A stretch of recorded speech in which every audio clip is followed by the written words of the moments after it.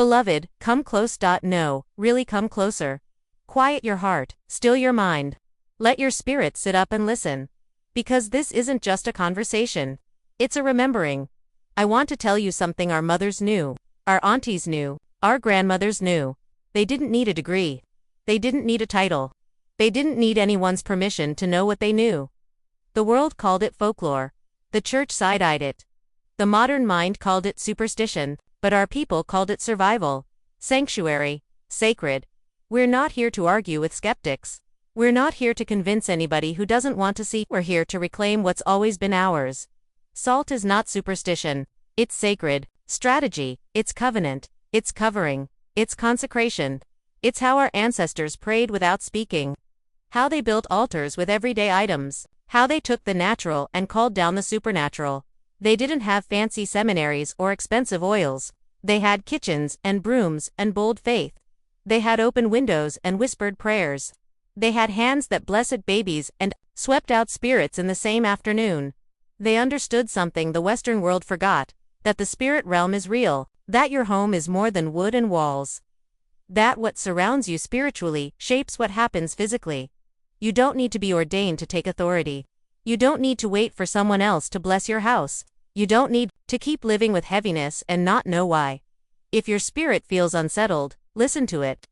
If your dreams are restless, don't ignore them. If the air in your home feels thick, heavy, confusing, don't dismiss it. The truth is, if you don't claim your space, something else will. Our ancestors didn't always have the words we use now. They didn't say energy or vibration, or intercession. But they knew when something was off.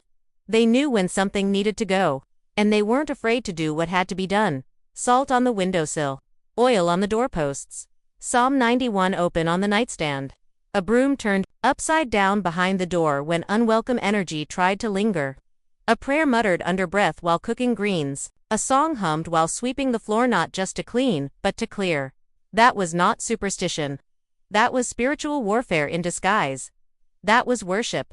That was wisdom. That was a sacred conversation with heaven. And now it's your turn. This moment, we're in the ache. The urgency, the desire to return to something deeper, is no accident. You didn't just wake up one day curious about salt and oil and house cleansing. You're being called. Called to remember. Called to reclaim. Called to restore what has always protected us. The world has taught us to be embarrassed of our roots, to label our practices as strange or outdated, to laugh off what was never meant to be funny. But the truth is this: some of the most powerful prayers are the ones passed down in silence. Some of the most potent weapons are the ones found in the pantry. And some of the holiest places are our homes when we make them so. This is not about fear. This is about authority. This is about walking into every room and knowing, I have the power to shift this atmosphere. I can invite peace here. I can cast out confusion here. I can break cycles here. I can bless what belongs to me and bind what does not. Not because I'm special, not because I've memorized the right words, but because I am aligned with the same spirit who raised generations before me, the ones who knew how to fight with what they had. We don't do this to be spooky. We don't do this to perform. We do this to reclaim. Reclaim our homes as sacred ground. Reclaim our connection to the divine. Reclaim our right to spiritual clarity and safety. Salt is not a superstition. Salt is a signal. Salt says, I am not passive. Salt says, this space has been prayed over. Salt says, not here, not in this house, not on my watch. So if you're ready, really ready to take your place as the keeper of your home's spiritual climate, if you're tired of passively hoping things change, if you're ready to clean house, spiritually as well as physically, then pick up the salt. Pick up the oil. Open your mouth. Take your stand. We're not waiting on someone else to make it holy. We are the holiness we've been waiting for. So walk with me, room by room, word by word. We'll bless, we'll cleanse, we'll reclaim. This is not a ritual. This is a revival. This is sacred. Let's begin. The threshold. Salt at the door. Come closer. Beloved, there's something sacred I need you to understand. Not with your head, but with your spirit. With the same deep knowing our grandmothers carried in their bones, the kind that couldn't be taught, only passed down. Salt isn't just a spice, it's a statement, a covenant, a command, a declaration in the language of the spirit. Dressed in the ordinary, it may look like a pinch of something simple, But when it's held in the hands of a praying one, it's holy. It becomes a tool, a trumpet, a testimony. See, this world wants you to think it's all superstition, a cute little tradition from the old ways. But what they call superstition, we know as strategy. They can laugh. They can roll their eyes. But they weren't there when your grandmother whispered psalms over a handful of salt and laid it at the door, before your feet ever touched the floor. They weren't there when she marked the entrance not with fear, but with fierce love and divine clarity. The threshold, my dear heart, that's not just the place where carpet meets concrete. That's not just the gap where you hang wreaths in the winter or shake off your shoes in the rain. No, the threshold is sacred ground. It is the line between the holy and the hostile, between chaos and calm, between what is allowed to come in and what must stay out. It is your first gate, your spiritual border, the place where authority meets atmosphere, before any wall was painted, before any furniture found its place, before pictures of smiling children were hung and curtains were chosen. Your grandmother, your great-auntie, your praying mother stood at that door, not just to admire it but to anoint it, to claim it, to consecrate it, to mark it with something stronger than wood or steel. She had salt in one hand and prayer in the other. She knew heaven and hell both watched the door. And she refused to let the enemy feel comfortable even 1 inch past that frame. Because she knew this truth: whatever you don't claim, something else will. So now it's your turn. Pick up the salt. Don't rush. This is not performance. This is power. Hold it in your hand. And before you place it, breathe. Feel your spirit rise to the moment. You're not just putting salt on the ground. You are setting a spiritual perimeter. Sprinkle it, gently but boldly, across the threshold, across the top of the doorway if you're able, or across the foot of it. And as you do, speak life. Not fear. Not begging. Authority. Speak like someone who knows heaven backs their voice. Speak like someone who isn't asking for safety but declaring it. Say it out loud or whisper it. But say it like you mean it. Peace lives here. Trouble must pass by. No hate, no harm, no heavy spirit may enter. This house is covered. This house is claimed. What's not from God has no place at this door. Now stand back for just a moment. Let your spirit feel the shift. That salt isn't magic. It's not some mystical substance that changes things on its own. No, it's a symbol of your alignment, a visible sign of your invisible authority. It tells every spirit, every energy, every visitor, every presence that passes by or even thinks about walking in: this home belongs to God. You can't just enter any kind of way. It's the trumpet at Jericho, the blood on the doorpost, the yes on daemon of your household's covenant. The salt is: you're not here, you're not today, you're not on my watch. You don't need a title to declare your home sacred. You don't need to wait for a pastor to come pray over it. You, beloved, have been given dominion. You are the priest of your home, so when you open that door after the salt has been laid, after the prayers have been whispered, after the spirit realm has been made aware, you are not opening to just anything. You're inviting in only what aligns with heaven.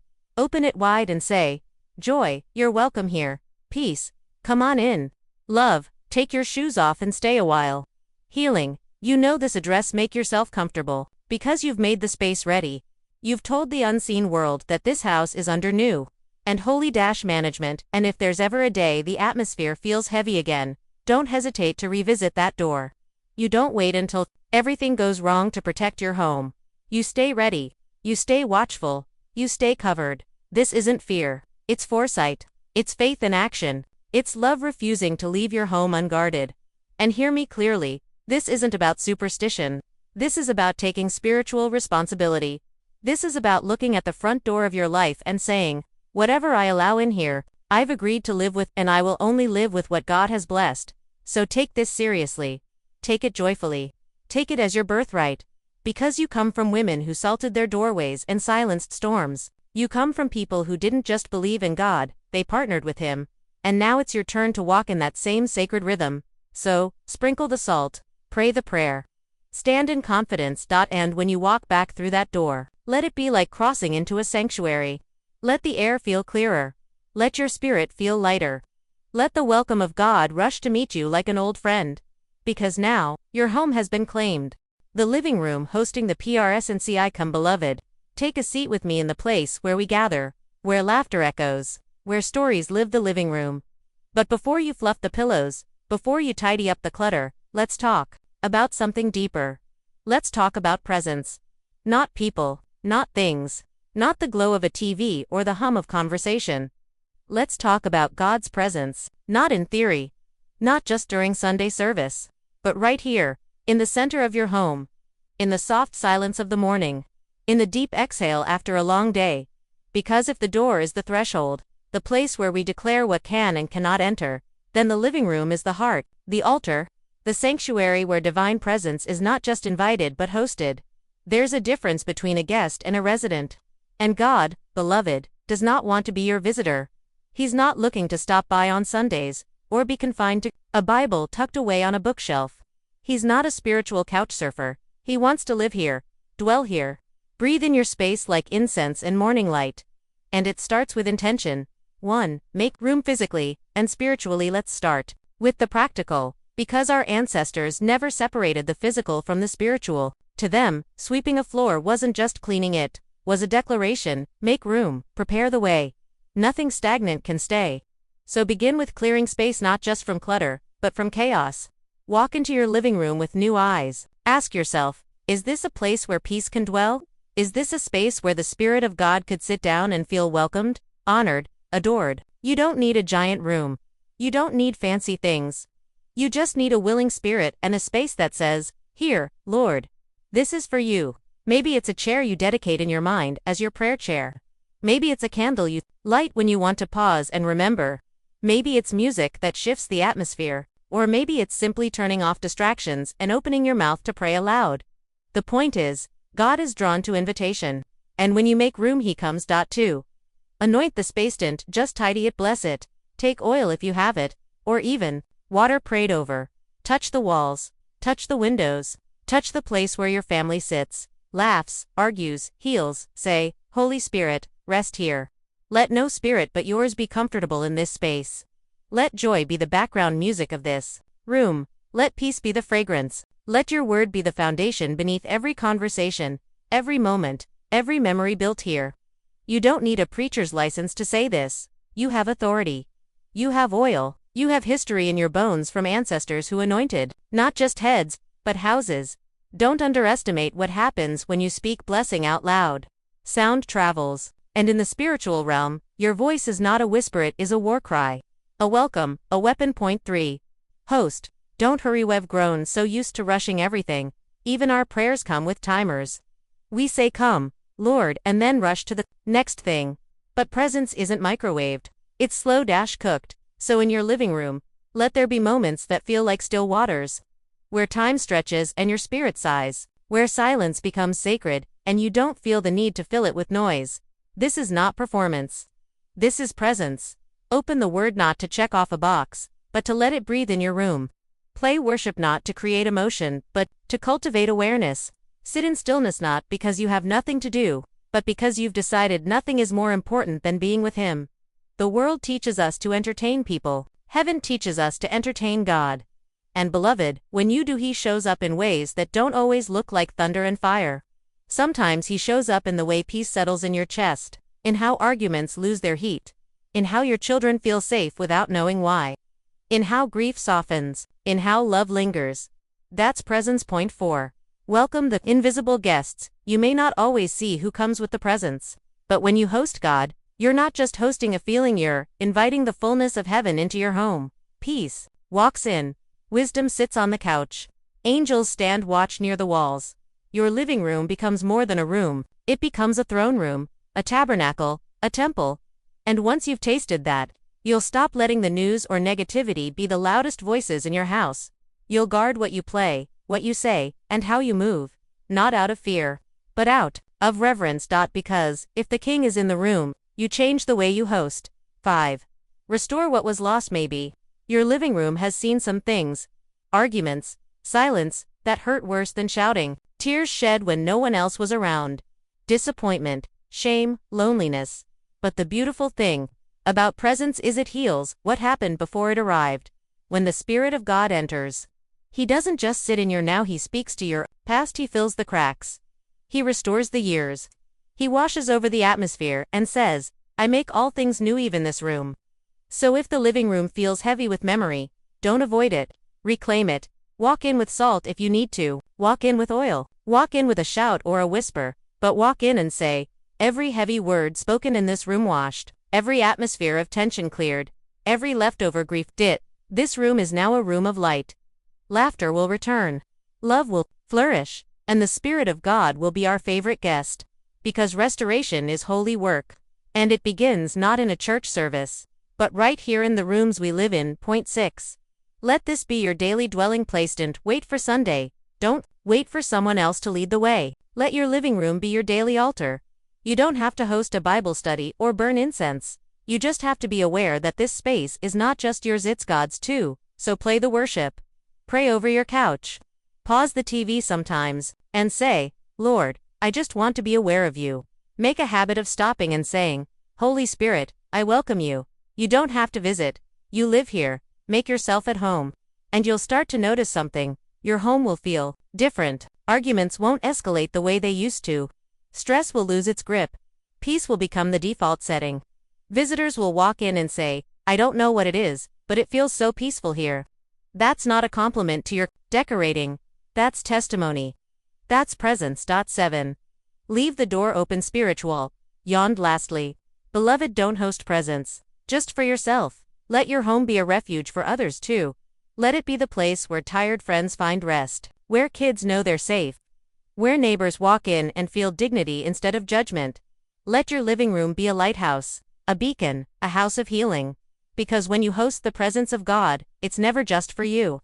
It spills over. It lingers in the cushions, in the corners, in the conversations. It becomes the one thing no visitor can ignore, even if they don't know what they're feeling. And when they ask, you can smile and say, this house, oh, it's not just well decorated, it's anointed. God lives here. The kitchen. Provision, prayer, and breaking. Beloved, come closer. Step into the kitchen, not just where food is made, but where miracles begin. Because if the living room is where we host God's presence, the kitchen is where we honor His provision. This is the place where prayers rise with the steam, where oil meets fire, where hands move with purpose and hearts pour love into every stir, every sprinkle, every slice. This ain't just cooking. This is covenant. Ask any grandmother, any auntie, any elder with salt in her soul, and she'll tell you, the kitchen is holy ground. It's the tabernacle of the everyday, the place where God meets hunger with provision, where bodies are fed and spirits are nourished at the same time. Let's reclaim it as sacred space. 1. Provision is holy. You see that pantry, that fridge, that cupboard with the canned goods and the snacks. That's a testimony. That's manna in modern form. Because you and I both know it wasn't always like this. There were days when the shelves were bare, when the only thing we had to eat was faith, when the meal was small, but the grace was big. So every time you cook, every time you eat, every time you pass the salt or pour the drink, you are handling answered prayers. You are touching proof that God still provides. And if the world has taught us to rush through meals, to microwave everything including gratitude, then we, beloved, will slow it all back down. We will bless the bread. We will thank God for the hands that harvested, for the funds that paid, for the recipes passed down like scripture. Say it out loud. God, I see what you've given. I don't take it lightly. Let every bite be blessed. Let every meal multiply. And may I never be so full that I forget the one who fed me. Because gratitude is a weapon. It silences greed. It disrupts lack. It magnifies the miracle. 2. Cooking as prayer. No, listen close. What your hands do in the kitchen is more than a chore, it's intercession. Every dish you make for your family is a love letter. A shield, a form of spiritual warfare wrapped in foil and seasoned with grace. Our ancestors didn't always have access to hospitals or therapists, but they had soup pots. They had broth that healed. They had cornbread that comforted. They had greens cooked low and slow with stories and scriptures stirred in. They knew what you cook can carry a prayer. So, as you chop onions, pray peace over your household. As you knead dough, declare strength into your children. As you stir that pot, let the rhythm of your hand be the rhythm of your petition. Say, Lord, let this food strengthen their bodies and their hearts. Let this meal be more than nourishment. Let it be medicine. Let it heal what's tired. Let it calm what's anxious. Let it carry the love I don't always have words for. Because there is no just a meal when love and prayer are in the ingredients. 3. Breaking bread. Sacred togetherness. Now let's talk about the table. Not just what's on it, but who's around it. Because breaking bread has never just been about food, it's About communion, not just the church kind. The everyday kind. The kind where eyes meet across a table and souls are fed as surely as stomachs. The kind where silence is safe and laughter is loud. The kind where every person knows, you belong here. Jesus broke bread with his disciples, not in cathedrals, but in homes. Around low tables. With imperfect people. And something sacred happened every time. So don't rush your meals, beloved. Don't let everyone scatter to different screens. Call them back to the table. Even if it's just you and your own plate, make space for presence. Light a candle. Say a prayer. Remember that breaking bread is a divine act, and if someone walks into your home hungry, feed them. If they're weary, pour them tea. If they're lonely, set an extra place. Because your table isn't just furniture. It's ministry. 4. Anoint the appliances. Bless the space. Yes. Really. Lay your hands on that stove, that refrigerator, that sink. Why? Because they are instruments of God's provision. Speak over them. This kitchen will not run dry. No lack will dwell here. May this stove stay warm. May this fridge stay full. May this room be covered in favor. You don't need fancy oil. Olive oil from the pantry will do. What makes it sacred is the faith behind the act. Wipe down your counters like an altar. Sweep the floor with intention. Turn mundane maintenance into holy ritual. Because when you tend to the kitchen with reverence, you are not just cleaning, you are consecrating. 5. Multiply what you have. Maybe your kitchen doesn't look like much. Maybe there's not a bounty of ingredients. Maybe the bills are tight and the meals are simple. But let me remind you, God doesn't need abundance to provide a miracle. He fed 5,000 with 5 loaves and 2 fish. He turned water into wine. He sent ravens to Elijah. He kept the widow's oil from running out. So speak multiplication over your home. Say, Lord, bless what I have. Stretch it farther than it should go. Let no meal be wasted. Let no mouth go unfed.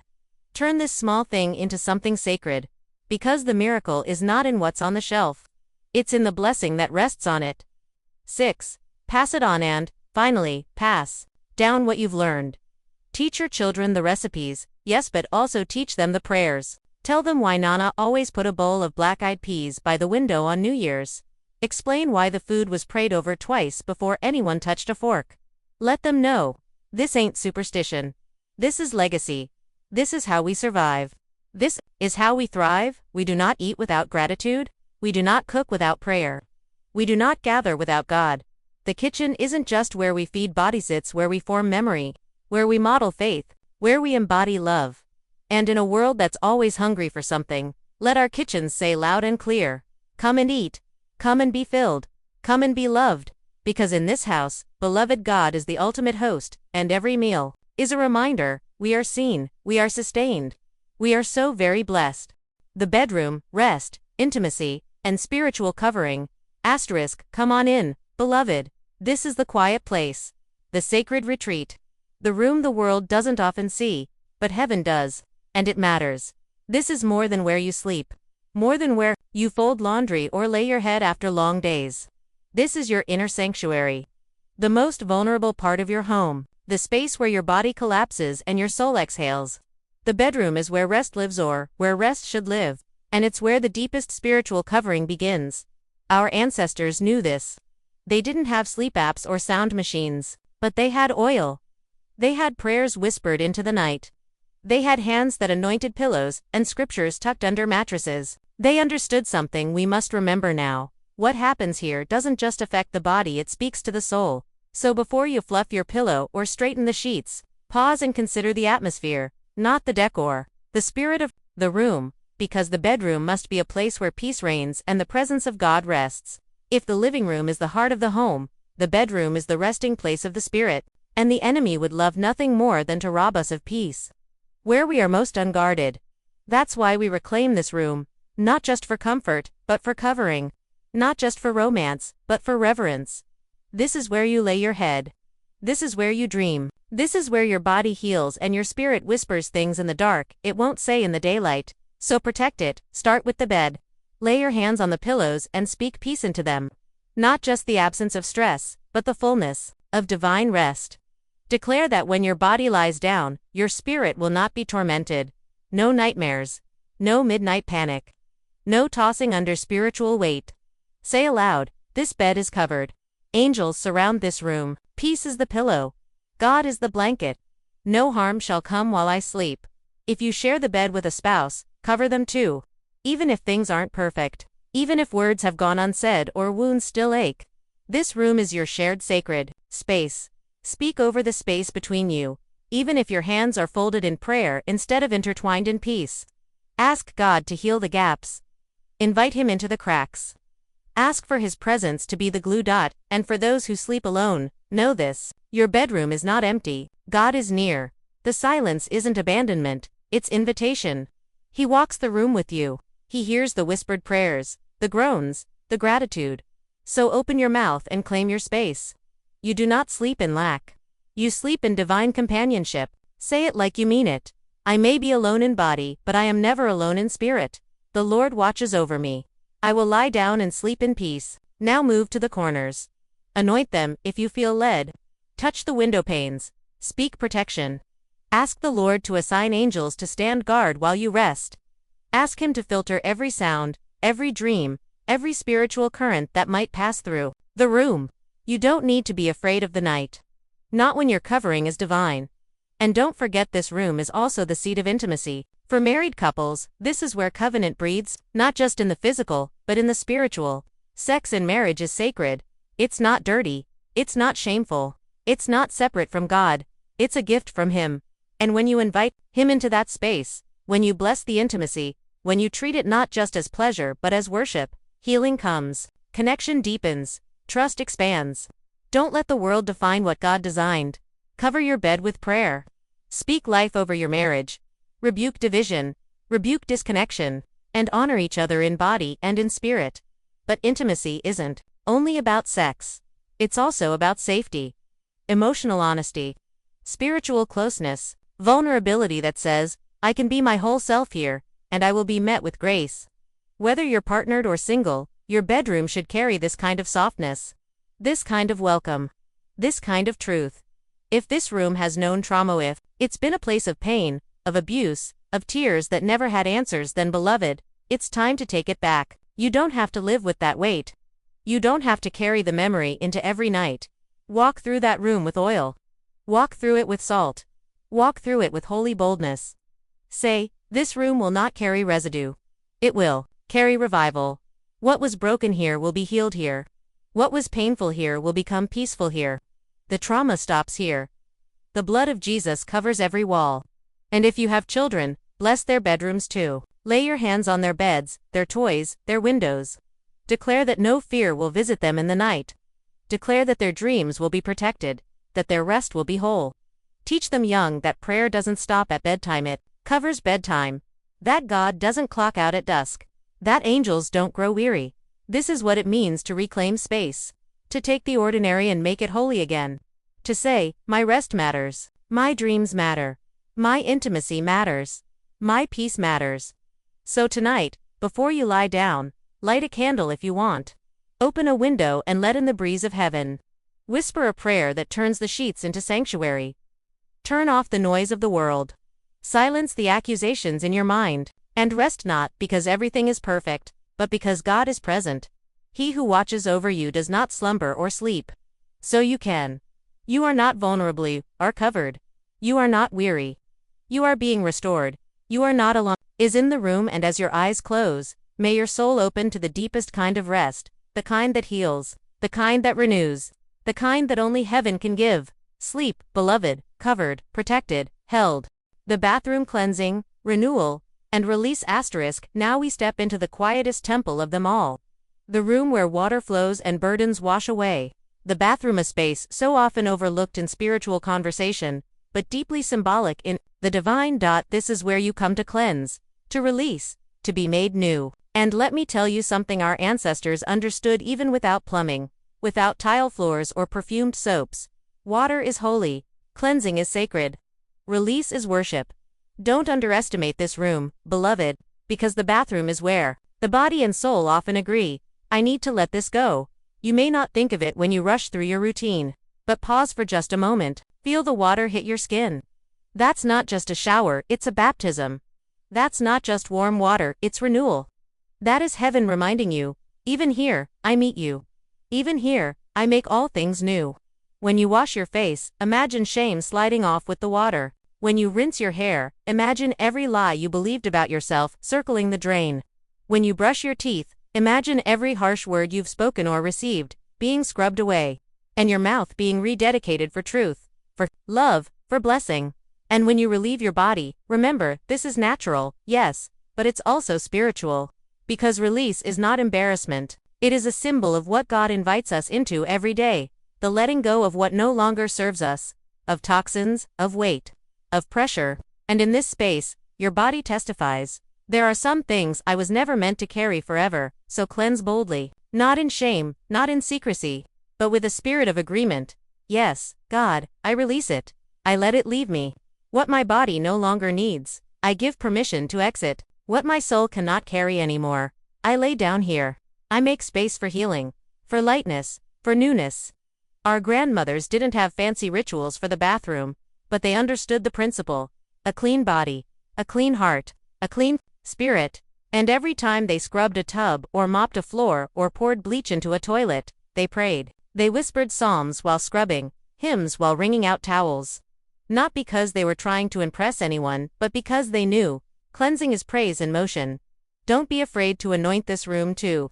Yes, even the bathroom. Especially the bathroom. Take a drop of oil and trace a cross on the mirror. Speak this aloud. Let me see myself clearly. Let me see myself kindly. Let me see what God sees. Because that mirror can lie if you're not careful.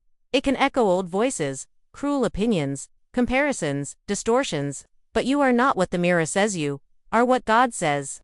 And when you cover the mirror in truth, you realign your reflection with heaven. If this room has known shame, if your body has been a source of pain or judgment or rejection, then now is the time to speak healing. Stand in front of that mirror, even if it's hard. Look at yourself through sacred eyes. Say aloud, this body is not my enemy. This skin is not a mistake. This vessel is chosen, cherished, holy. Bless every scar.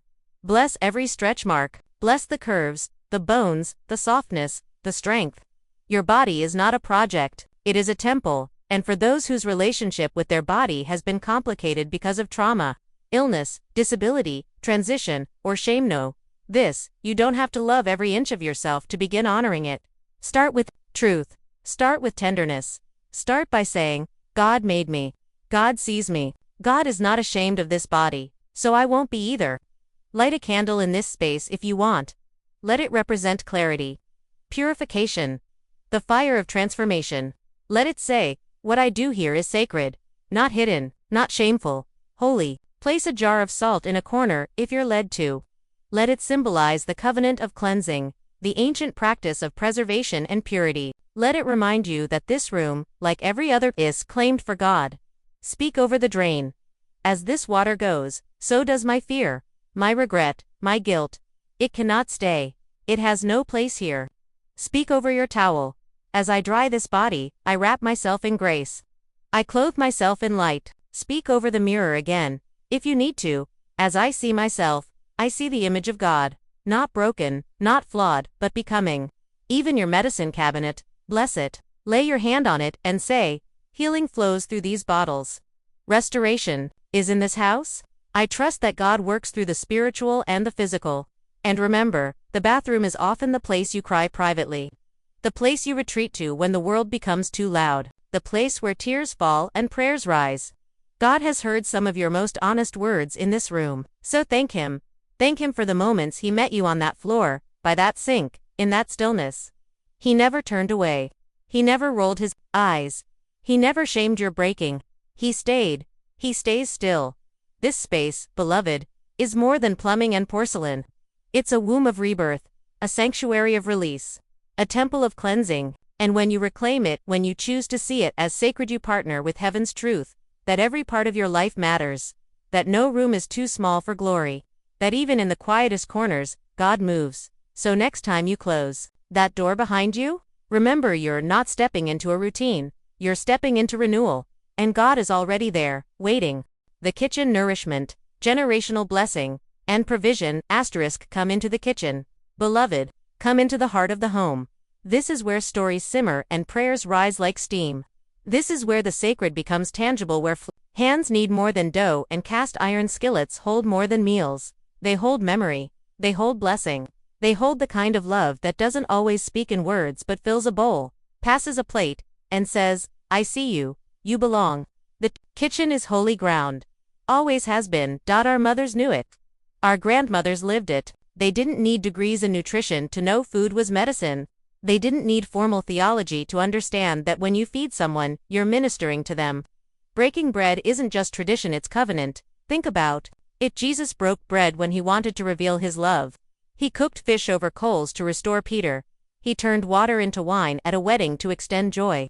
Provision has always been his language of intimacy, and he still speaks it today. Oh, through your own hands. This space, beloved, is more than where meals are made. It's where hunger meets hope, where provision becomes praise, where generations are fed, body and soul. So bless this room. Bless the refrigerator and every shelf inside. Lay your hand on it and say, there will always be enough. We will not fear lack. God provides for us, again and again. Bless the stove.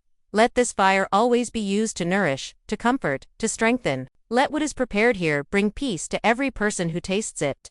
Bless the pots and pans, the knives and spoons, everything used in this room. Speak over them. These are tools of love. Instruments of grace. They do more than cook. They carry legacy. Because let's be honest, how many family memories are tied to the kitchen table? How many holiday meals, late-night talks, birthday cakes, and unexpected breakthroughs happened right here, between sips of tea and slices of cornbread?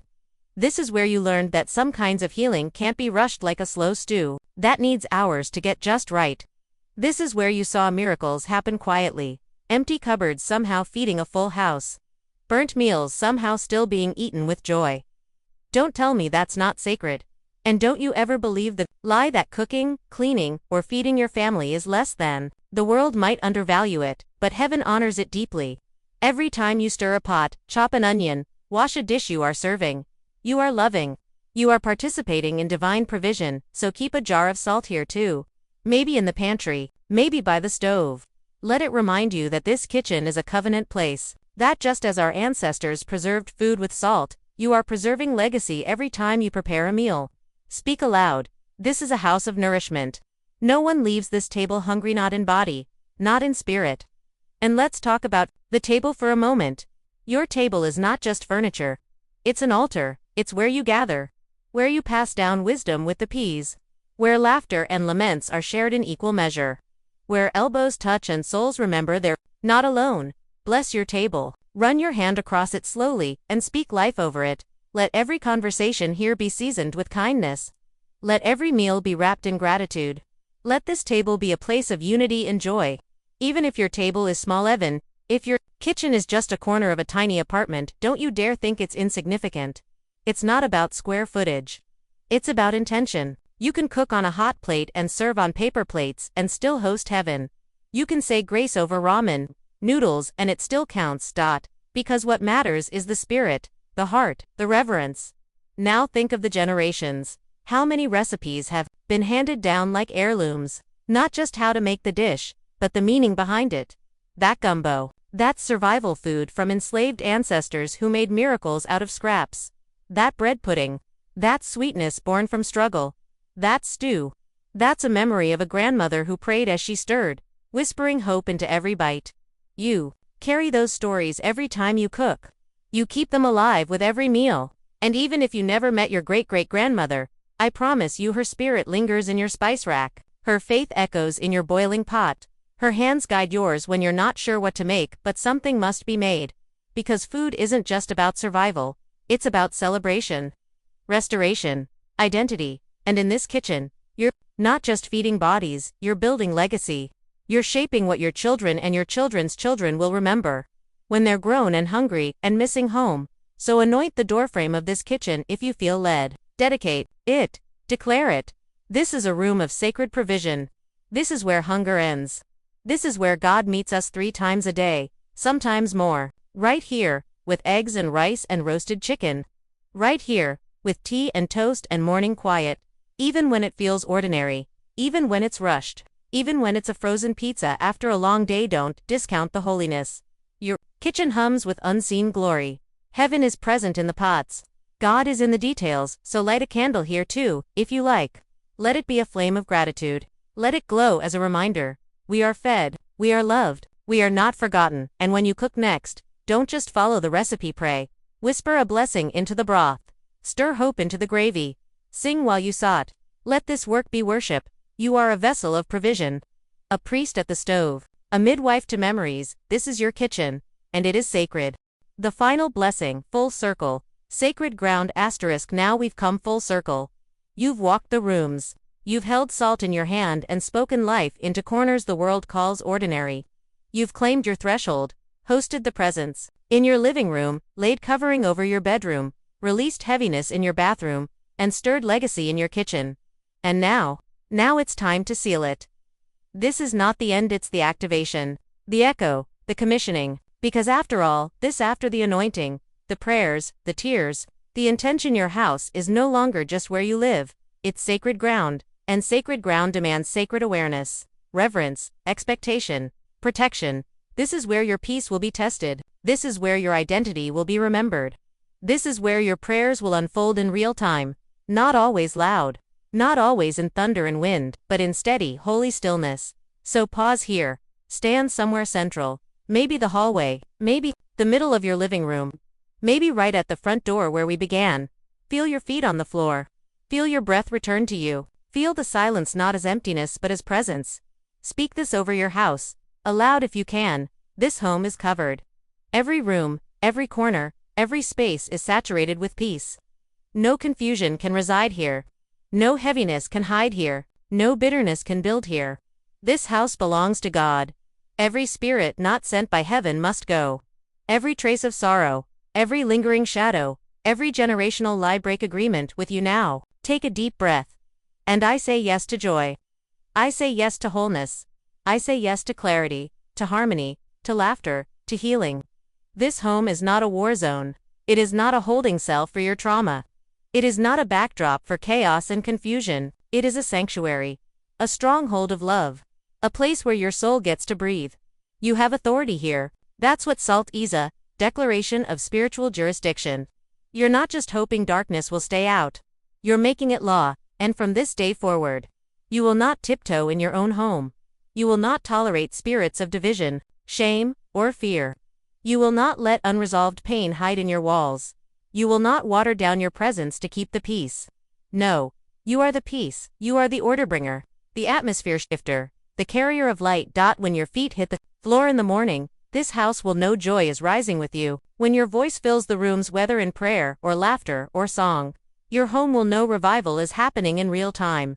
And yes, there will still be dust, dishes, laundry, unexpected tears. But now, even the ordinary has been anointed, because you've declared that God doesn't just dwell in sanctuaries made by human hands. He dwells in the rooms you've just walked, in the prayers you've spoken, in the oil you've placed, in the salt you've poured. And when guests come over, they might not understand why they feel so calm here, why their shoulders lower, why their breathing slows, why they linger longer than they meant to. They may not have the words, but you'll know. You'll know the house has been made holy. And it won't be about perfection. It'll be about presence. Because sacred homes aren't spotless. They're spiritually awake. They're honest, alive, covered. Even if your family is still healing. Even if the finances aren't perfect. Even if not everyone who lives here shares your faith still. This house is marked, covered, claimed, and that matters more than anyone else's understanding of it. You may choose to walk room by room again, pouring a trail of salt along the windows or tracing your fingers along the walls in quiet prayer. You may choose to sing as you clean. You may choose to light a candle or open every window and let the wind of heaven sweep through. Do what feels true. This is your revival, your rhythm, your return to sacred ground. And don't be surprised if things begin to shift. Maybe you'll start sleeping better. Maybe arguments feel harder to start. Maybe creativity comes back. Maybe you find yourself praying out loud while you cook, or humming peace while folding towels. That's not coincidence. That's the presence settling in. That's heaven choosing to stay a while. But hear me, this isn't a one-time ritual. This is a rhythm, a posture, a practice. So when the peace gets disrupted, you don't panic, you reset, you reclaim, you go back to the salt. You go back to the prayer, you walk through again. Even if it's just with a whisper and a hand on the wall. You remind the house, we are still covered. We are still holy. We are still guarded by grace. And let this be passed down. Let the children in your home know why you bless the doors. Let the teenagers roll their eyes but still remember it later. Let the stories rise with the steam of the rice and the heat of the oven. Your great-grandmother prayed like this too. She used salt, she used oil, she used faith. Because when they leave and go out into their own apartments, their dorm rooms, their first homes, they'll remember. And they'll carry the rhythm with them. The practice, the covering, the covenant. You're not just blessing a house. You're birthing a legacy, so here we are. From threshold to final blessing, you've walked this space with reverence. You've turned rooms into altars. You've turned cleaning into consecration. You've turned salt into symbol and silence into sanctuary. Now, let peace rise from the floorboards. Let joy echo in the walls. Let love pour out from every faucet and flow into every corner. Let it be said of your house, even by strangers who don't have the words, something about this place feels safe, warm, holy. Let it be known in the spirit realm, this house is not just shelter, it is sacred ground, and God dwells here. Amen. Now it's your turn. You've walked room by room with salt, spirit, and surrender. You've spoken blessings and broken strongholds. Don't stop here. Keep building a home that reflects heaven. Revisit these prayers. Share them with someone who needs peace. Start a tradition of faith in your family. And when doubt tries to creep in, remember you already claimed this ground. Want a printable guide to bless every room in your home? Download your free copy and begin your journey of sacred covering today. Because your home isn't just where you live, it's where God dwells. Let it be so.